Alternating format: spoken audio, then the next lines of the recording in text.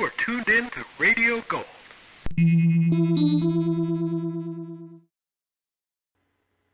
As you no doubt recall from the first half of our story, John Steed and Emma Peel find themselves in the proverbial pickle, as this perfectly perplexing puzzle leads them further down the path to personal peril. Stay tuned for the conclusion of our dramatic tale with the Avengers. Now, from the makers of Cold Water Omo, John Steed, following the vaguest of clues, had called at the offices of Classy Glass Cleaning. A gentleman who called himself Charles Lather was in charge of a training session involving 3 apprentices. Anti-clockwise, boys, anti-clockwise! Oh, I'm so sorry, Mr. Steed, but your assignment really does sound too small. You know, only one window, and all the others boarded up. Well, I ask you. Oh, it's a pity. I'm only just round the corner from one of your regular clients, the Cypher headquarters, Ministry of Defence. Cypher headquarters? Ah, yes, I remember now. A double glazed with moulded frames. Ghastly. But we haven't touched them for months. We gave up the contract. Uneconomical. But if you ever decide to reopen your windows, Mr. Steed... You shall be the first to know. Thank you. Good morning. Good morning, Mr. Steed. Now, boys, left hands from the hip. From the hip, please. Steed left and got into his car.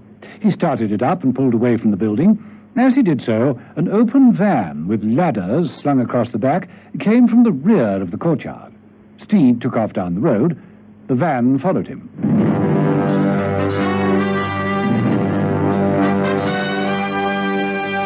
The Avengers.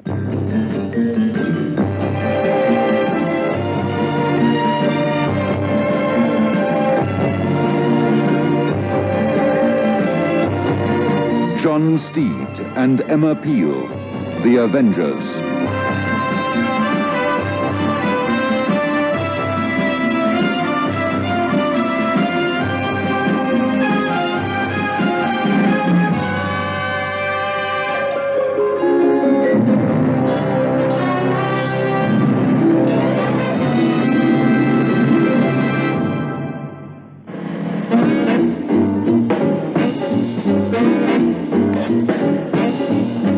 Episode 4 of this story, in which John Steed is made to realize that window cleaners can be very dangerous, and Emma Peel almost sees another murder committed in the super-secret Cypher Snatch.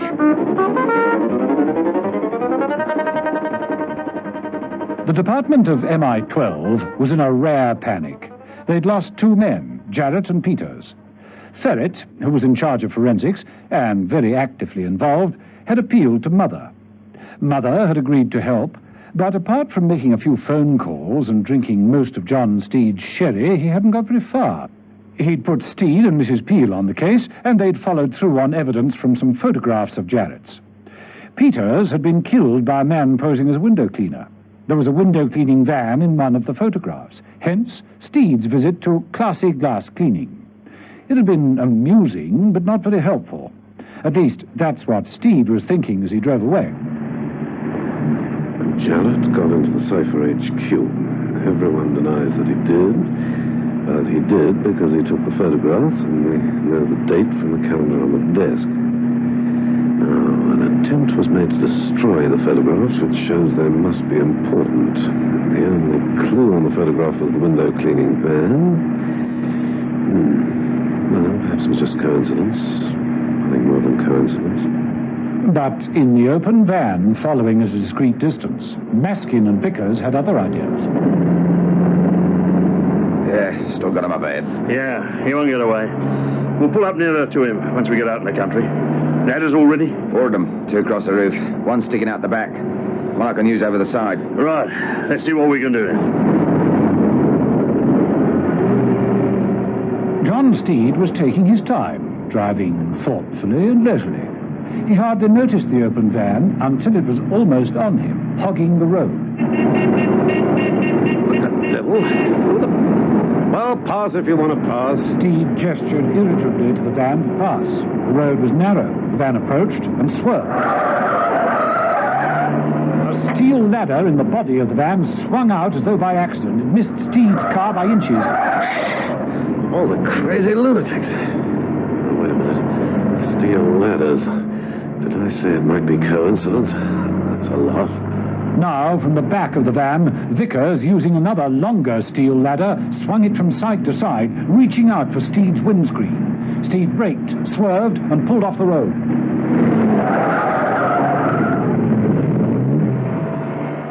The van disappeared round the bend in the road.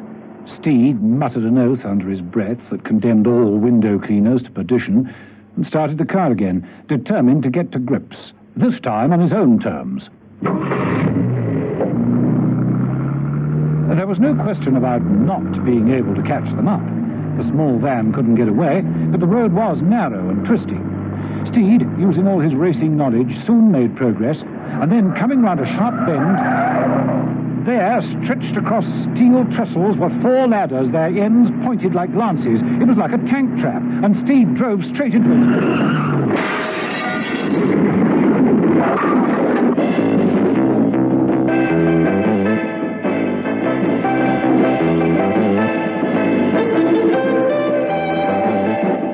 Mrs. Peel, for her part, had agreed to help out in the latest plan of MI12, which was to place in Cypher headquarters a fresh agent. Someone who could move in without creating too much attention and keep an eye on things from the inside. Mrs. Peel had been chosen for the task. The danger money was an extra 5 shillings a day. Mrs. Peel was not impressed. You're allowed to smoke, if you wish. Thank you. No, I won't. But please, go ahead. I don't seem to have a light. I wonder... Excuse me. Yes, Mr. Webster? Will you come in, please, Mrs. Peel, and bring your book with you? Yes, sir. Excuse me, Mr. Murray.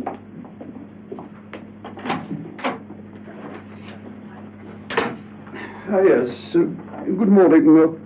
Please take a seat. Thank you. You have been checked through security, I take it.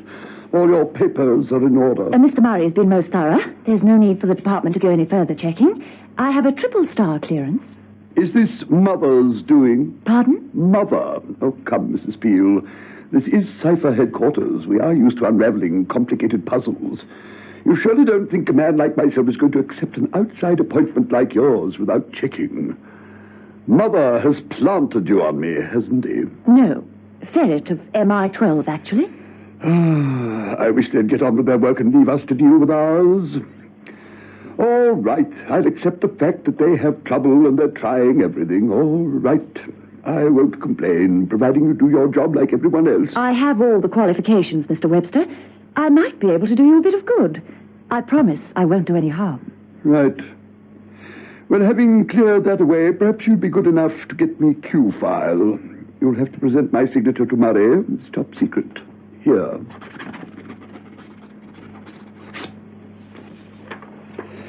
Bring it straight back in here, please. Thank you. Thank you, Mr. Webster. With that, Mrs. Peel left the boss's office and found Murray, who was still looking for a light for his cigarette. Mr. Webster wants Q Cypher file. Here's his signed authorization. Right. This is the most important part of the whole Cypher system. It's automatic, of course.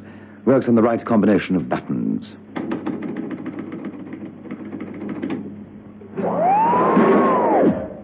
Mrs. Peel took out the correct file and was about to ask Murray to close the machine when she looked out of the window. There, down in the courtyard, was a small van, Classy Glass Cleaners, clearly marked on the side. Mrs. Peel frowned, paused. 2 men got out of the van and moved to the back, removing a series of steel ladders from the roof. Come along now, the file. Oh, yes, sorry.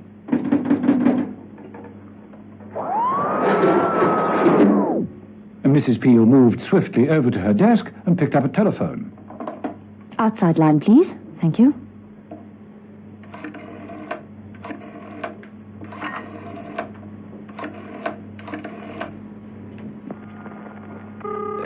What about that light? Darned if I can find one. Oh, there's some matches in my handbag. Just a moment. Here you are. Oh, thanks. Mrs. Peel listened intently to the phone ringing at the other end. There was no reply.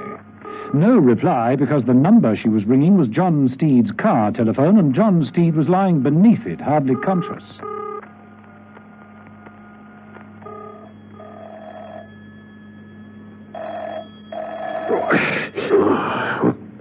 Steed picked himself up from the floor of the wrecked car.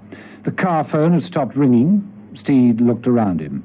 His bowler had been torn by the steel ladder that was jutting through the broken windscreen. Steed picked it up shakily and patted the metal casing.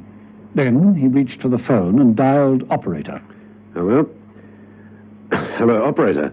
Could you get me Lessington? Cypher HQ, please. It's very urgent. Sorry, sir. All the lines are engaged. Well, then use the security line, please. 010. Hello, caller. I'm afraid the security line's out of order. I see. Thank you. Steed thought for a moment and then rang another number. In Mother's apartment, the phone shrilled. Mother speaking. Mother? Steed. Look, how quickly can you get someone round to Cypher headquarters? Well, I suppose I could give him those dreary people from MI-12. Ferret himself, perhaps. Good. Then send him off there straight away. Right. But what's all this about, Steed? Where are you and what's happened? I can't explain. There really isn't time. But I think someone should get over there at top speed in case Mrs. Peel needs some help. Look, I can't get there quickly enough myself. I'm down in the country and rather tied up with a ladder at the moment. A ladder? Yes, and I've a nasty feeling that the other parts of it are about to be used down at the Cypher HQ. Don't waste any time, Mother. This is an emergency. Bye. But look here, Steed, really...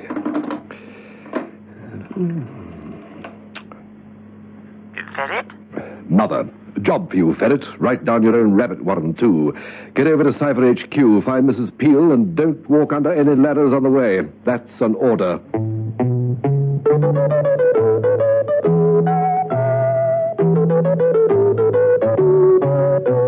Ferret knew Mother in this mood. He didn't argue.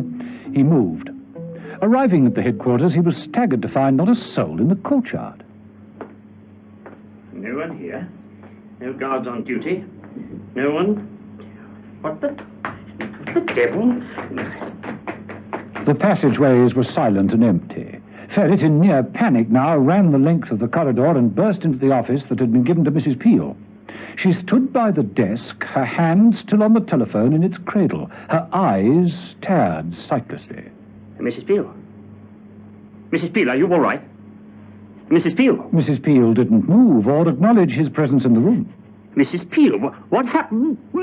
A wet window cleaner's leather dropped over Ferret's face. He struggled for air, but the leather tightened into a shiny brown mask, tighter and tighter, suffocating him. He stopped struggling eventually and sagged to the floor, dead. Mrs. Peel stood still, frozen, expressionless, looking down at the body.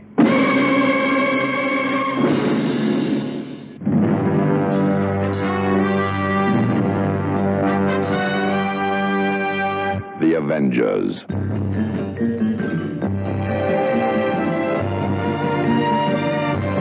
Listen every evening, Monday to Friday, to John Steed and Emma Peel, The Avengers, brought to you by the makers of Cold Water Omo.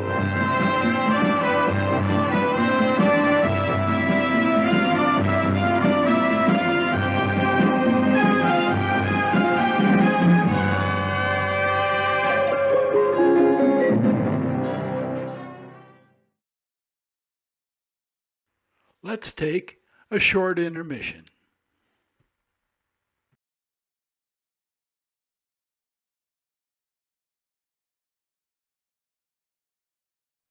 Nero Wolfe made his larger-than-life radio show debut on July 5, 1943. This intelligent detective show, based on the Rex Stout novels, proved to be a natural for classic radio.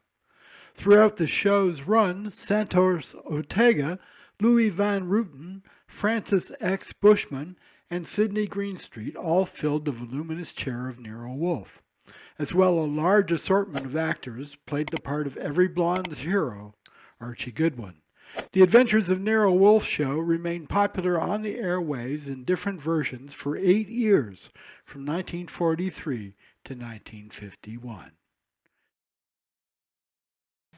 Stay tuned. The penultimate episode starts in a few seconds.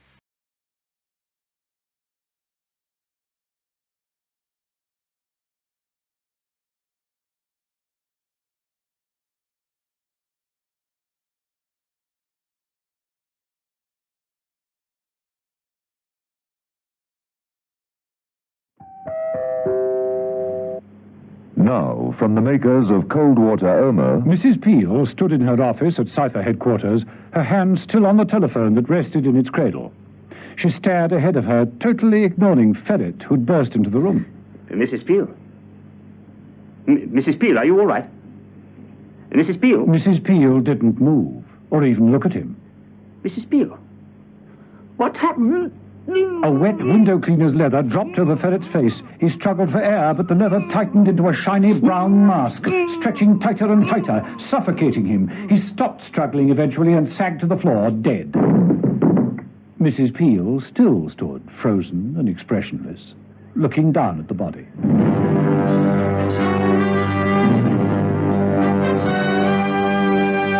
The Avengers.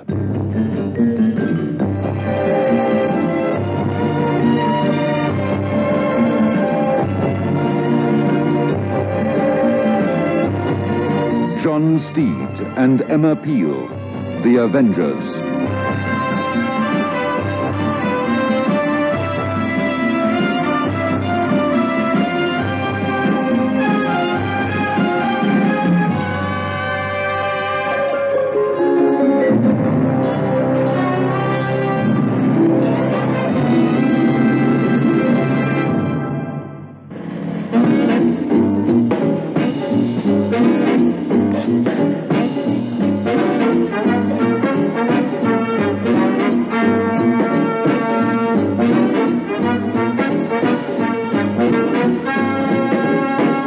Episode 5 of this story, in which John Steed gets back into the attack, and Emma Peel is completely confused by the activities that lead up to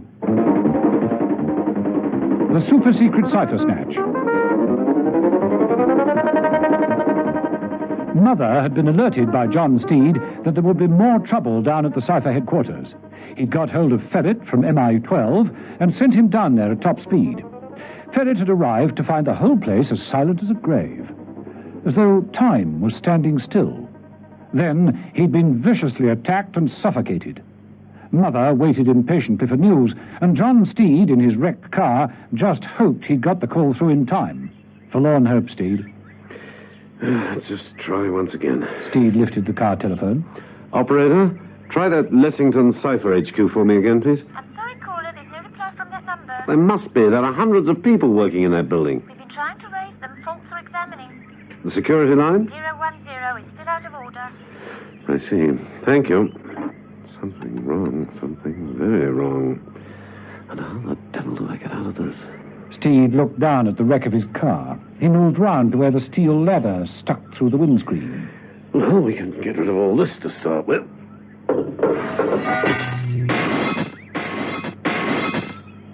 Steed cleared the windscreen of the rest of the glass and threw the steel ladder into the nearest ditch. Now, let's see if we can get going.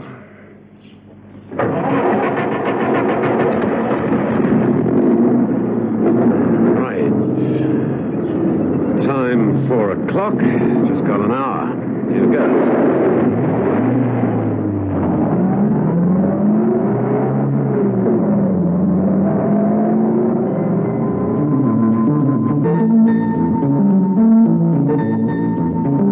Outside the entrance to the Cypher headquarters, the guard yawned behind his hands and surreptitiously glanced at his watch.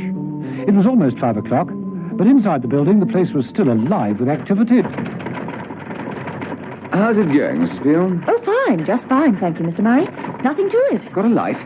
I really must try to remember where I put my lighter. You're always borrowing matches from me. Why only... What is it? What's the matter? Oh, nothing. Just something teasing the back of my memory. It's strange. I've got 100% recall, part of my training. I never... Your training? You mean as a shorthand typist or a confidential secretary? I mean as a... Oh, never mind. Mrs. Peel, haven't you found that Q file yet? Oh, I'm sorry, Mr. Webster. Yes, I have it here. I must just have forgotten to bring it in through to you. Perhaps... what's the time?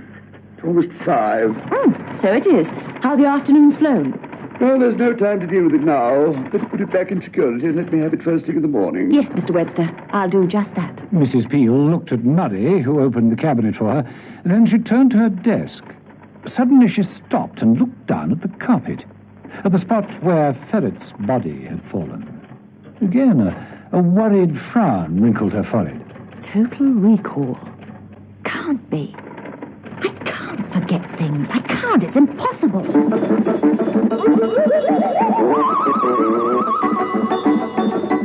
When Mrs. Peel left the building that afternoon, she found John Steed parked in his car under the trees across the road. She walked briskly over to him and immediately noticed the windscreen. Instant air conditioning?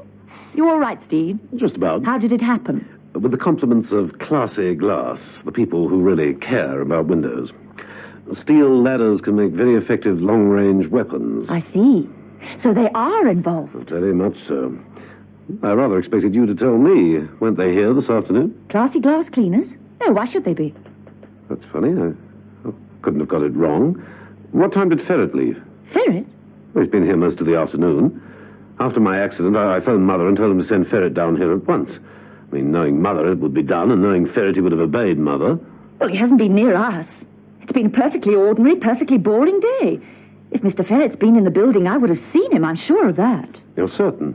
Well, if you don't believe me, phone him and check. I have. He isn't back yet.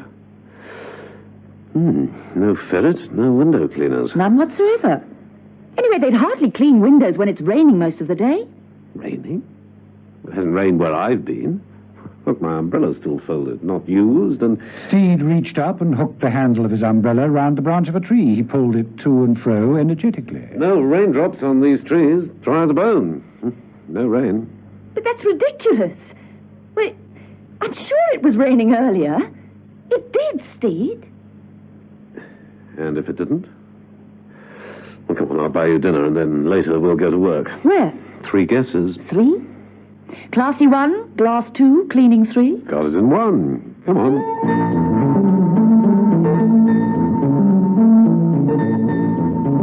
The fenced yard at the back of Classy Glass Cleaning housed about half a dozen vehicles.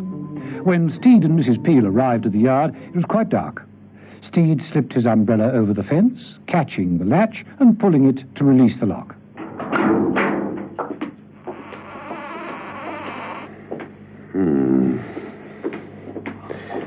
There's plenty of trucks. I suppose it could be a perfectly harmless company. Not on your life. I wondered. The steel ladder soon convinced me I was wrong. A very lethal line in ladders. Now, you take that side, Mrs. Peel, and I'll take this. Steed? Steed! What is it? Found something? In this van, look. Open the door a bit further.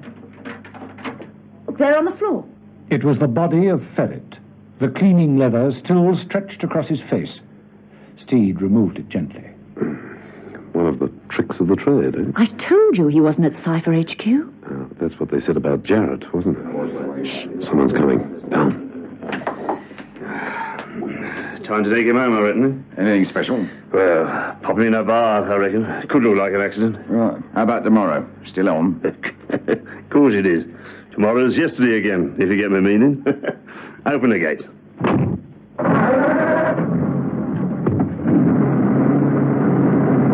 Steed and Mrs. Peel crouched back in the shadows as Maskin backed the truck with Ferret's body in it out of the yard. What does it mean? Steed, I swear they couldn't have been at the HQ. I was watching those files all day and nothing happened. Except that it rained. Yeah. And I forgot the Q file. What's that? Oh, nothing. But I've got the strangest feeling as though today didn't happen at all. Well, then tomorrow we'll make certain. Every 30 minutes you phone me, no matter what. And if I stop phoning you? I'll be there, post haste. And I'll make sure I don't walk under any ladders.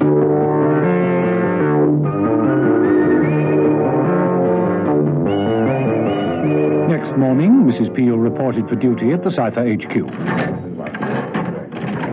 Good morning, Mr. Webster. Do you want the Q file? Ah, yes. Must get on with it today. Oh, but first, may I have your attention, please, everyone in this department? May I have your attention, please? I think I should tell you all now that the output from the cipher and decoding departments has deteriorated remarkably over the last week.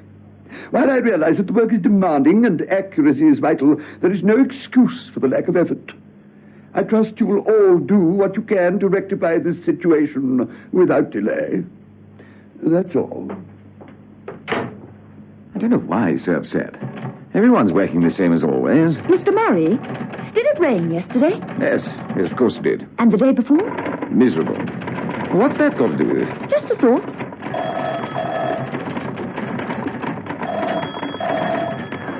Hello, Steed. You guessed. How's the weather, Mrs. Peel? Changeable. Splendid. Keep in touch. By the way, it might be worth having another look at those photographs. Any particular reason? According to Webster, nothing gets done here anymore. Well, in that case, Mrs. Peel, we mustn't waste time in idle chatter. Back to the wheel, eh? Just keep in touch. Bye. Mrs. Peel did. At 10 o'clock, she phoned Steed. 10 o'clock, all's well. Any faces at the window? Not at the moment. Personal calls are not encouraged, Mrs. Peel. Do you mind? Oh, sorry, Mr. Webster. Face at the office door. Bye, Steve.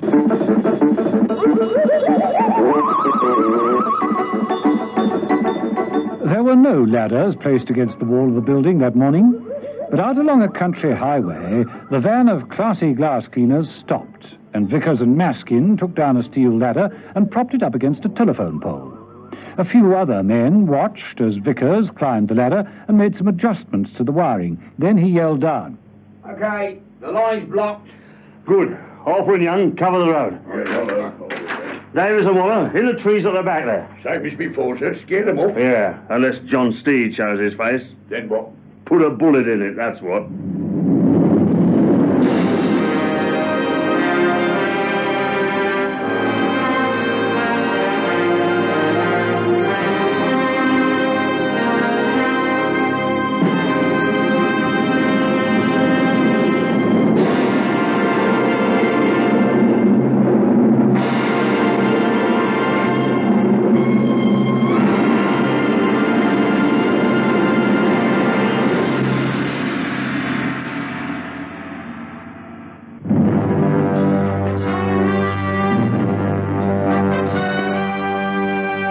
The Avengers.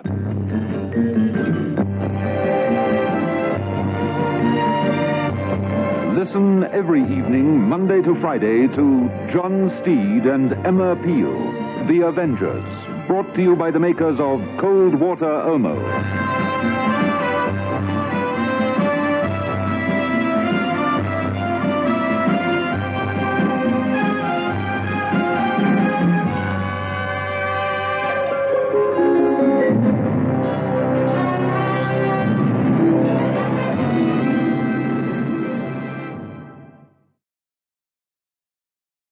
Let's take a short intermission. Radio Gold is pleased to present these collected rare recordings, 4 adventures of Conan the Cimmerian. Conan the Cimmerian, of course, also known as Conan the Barbarian, is a fictional sword and sorcery fantasy hero that originated as a character created by writer Robert E. Howard in 1932 via a series of fantasy stories published in Weird Tales magazine. Of course, this has been since adapted to books, comics, films, television programs, and, of course, radio shows. Well, you get the idea. A character iconic over time. Stay tuned for the exciting conclusion of our Avenger adventure.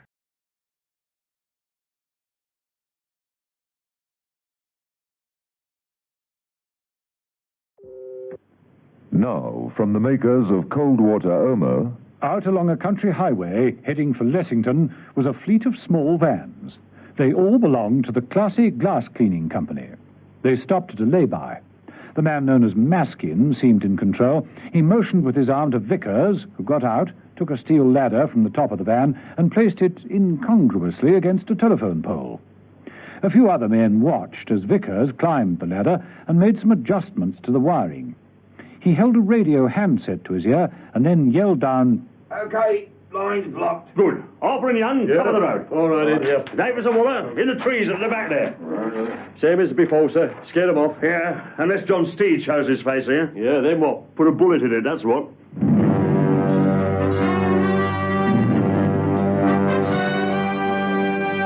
The Avengers.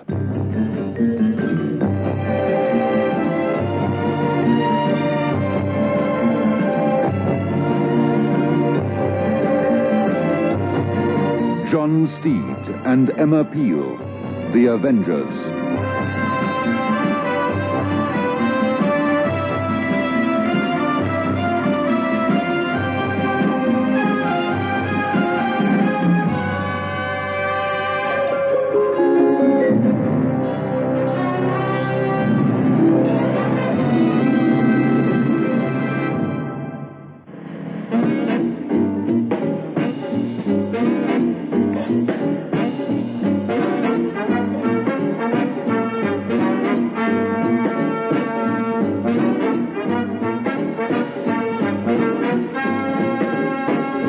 Episode 6, the final episode of this story, in which John Steed and Emma Peel clean up everything, including the window cleaning men, and foil the final attempt at the super-secret Cypher Snatch. John Steed was more than a little baffled. 3 men from MI-12 had been killed, all, Steed suspected, by someone who worked for the Classy Glass Cleaning Co. But how and why, and what it had all got to do with the British Cypher headquarters, was still a mystery. Mrs. Peel had been planted in the HQ to keep a watchful eye on the staff, but far from throwing any light on matters, Mrs. Peel herself seemed to have turned extremely forgetful. Steed didn't like it one little bit. The only clues he had were 3 photographs taken by Jarrett before he died. 3 photographs of the Cypher headquarters. 1 exterior shot, which showed one of the window cleaning vans parked in the forecourt, and 2 interior shots. One of George Webster, the man in charge, and the other of Murray, the security man. Steed had a projector and had blown the prints up to a large size. And yet I'm darned if I can see anything unusual about them. The cleaning van must be implicated in some way, but what way? What about this? Security man, Murray, leaning against a desk, smoking, or at least with a cigarette in his hand. And Weston himself sitting at his desk with an inane look on his silly face. None of it's very helpful. What was that magnifying glass? Still don't understand. Wait a minute. Murray smoking, his hands... cigarette looks as though it's right up against his fingers. Burning his fingers. Yeah, one of the fingers has got a piece of surgical tape round it. Now, what intelligent man would stand there and let a cigarette burn his fingers unless... Got an idea, Steve? About time. Hello, operator. That number, Cypher HQ at Lessington. I'm sorry, sir, the line is out of order. Blast. Can't be out of order. The security line 010 is also unattainable. It just can't be. What now? Better get going, Steed.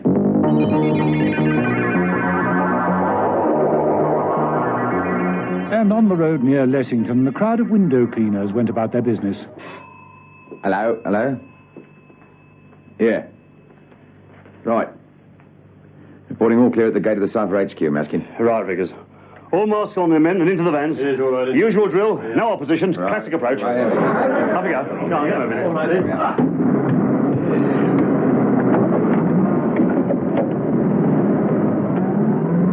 The men departed to their various vans. They boarded them, the engines started up, and the vans pulled off. To the casual bystander, it was merely a fleet of window cleaning vans after a rather big job. Approaching the Cypher headquarters sometime later, a guard stepped out and challenged the leading van. Halt! Will you please say your passes? Well, of course. Take a good look, friend. This is your pass. Maskin wound down the window and pointed the nose of a tube straight into the guard's face. A spurt of white vapor shot into the guard's face. Right, I'll take care of the main entrance. Make sure they hit those ventilators fast. Right. Come on, men. Here we go.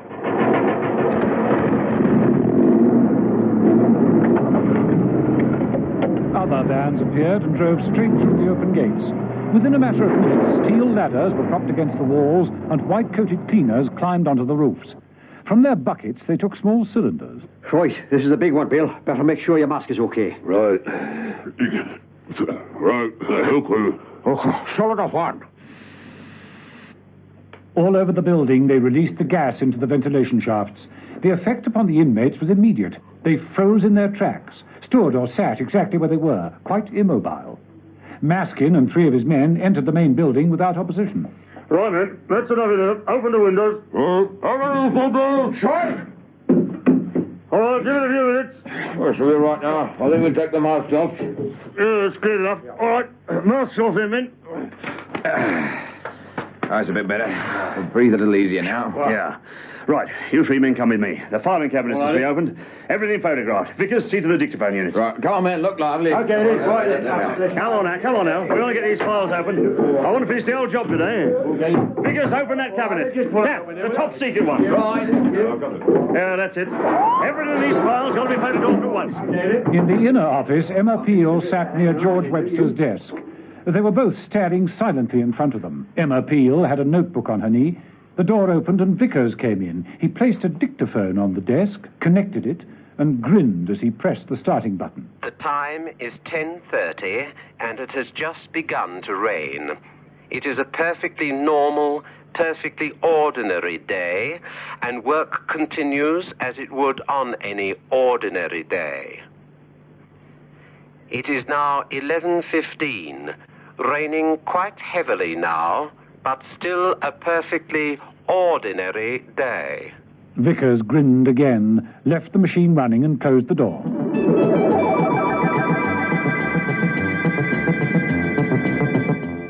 John Steed was not fool enough to approach the Cypher headquarters by the main entrance. Once he noticed the fleet of cleaning vans in the forecourt, he headed for the woods at the back of the building and moved stealthily through them. One of the classy glass guards was foolish enough to light a cigarette. As he struck the match, the hook of Steed's umbrella came round the tree, fastened itself round the man's neck, and pulled him back viciously against the tree trunk. Smoking on duty? Oh, very bad for the throat and lungs. Like this. A short while after, Steed, in the white overalls of a window cleaner, walked confidently up to one of the armed guards on duty. What's wrong? Anything wrong out there in the woods? Good morning. I don't think so. What? What the devil are you doing with that umbrella? This? Oh, this. Well brollied, Steed. Steed, swinging his very useful umbrella, walked confidently into the main building, where the high-speed photography of all top-secret papers was going ahead quite smoothly. How many more to go? The last lot now. Yeah, a perfect operation. Now, I'm getting hungry. Murray sandwiches. Vickers approached Murray's desk. The security man was staring down at a pad in his hand and didn't move when Vickers opened the top drawer of his desk and removed a package of sandwiches. You like one, Maskin? Ham and chutney. Good. No, thanks, now. Time to check our patients now. Oh, gas will hold them for another hour yet. Maskin walked into Webster's office. There was a pause and...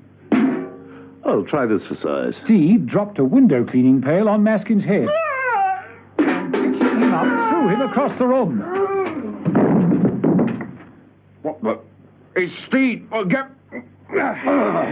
Never speak with your mouth full, old chap. Here, get him! Back in Webster's office, Steed locked the door. The dictaphone was still monotonously droning out its message. It is now 35 minutes past 3, and the rain has stopped. But the skies are still cloudy, and it is a perfect... Steed switched off the dictaphone and spoke rapidly into it. Listen carefully, Mrs. Peel. I shall count up to 3, and you'll wake in a perfectly normal way. 1, 2, 3. Wake up. Steed slipped a pair of headphones over Mrs. Peel's ears and switched on the dictaphone. 3 seconds later... Oh, Steve, hello. Busy day, Mrs. Peel? Not particularly. Nothing really interesting happened, really. What the devil's that? Funny you think it's so dull. Watch out! 2 men rushed in. Steed dodged one, hit the second hard. Mrs. Peel, not to be left out, seized the first one, got a good hold, and threw him through the window. What happened to cause all that, Steve? Sleeping on the job, Mrs. Peel. Assisted by the latest line in hypnotic gases. Come on, let's see if we can't get Mother. Stay where you are, Steed. That'll be quite sufficient. Lather. Might have known. Chap who owns classy glass.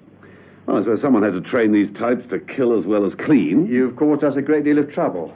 But your mistake was meeting us on our own ground. Now, don't move. This gun is loaded. And you've got them all, Jarrett, Peters, and Ferret. Hardly disturb the office routine.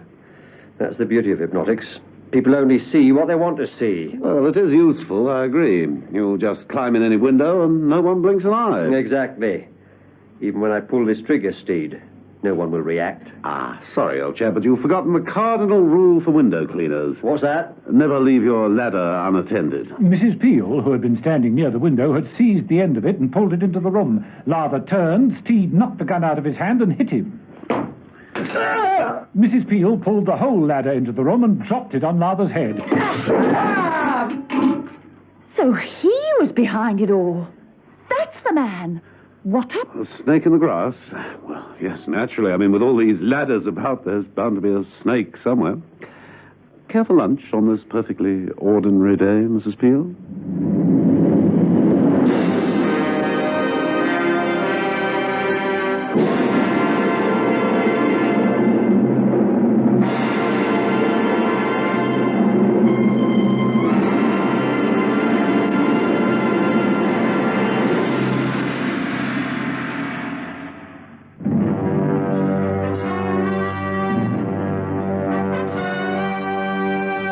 The Avengers.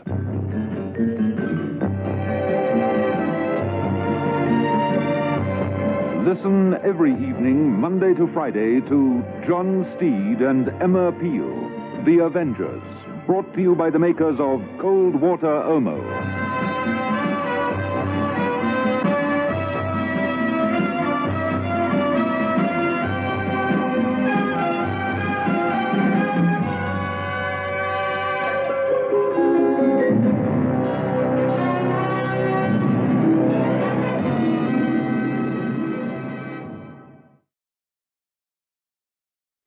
Radio Gold is a 3 Nines Fine radio production. See you next time.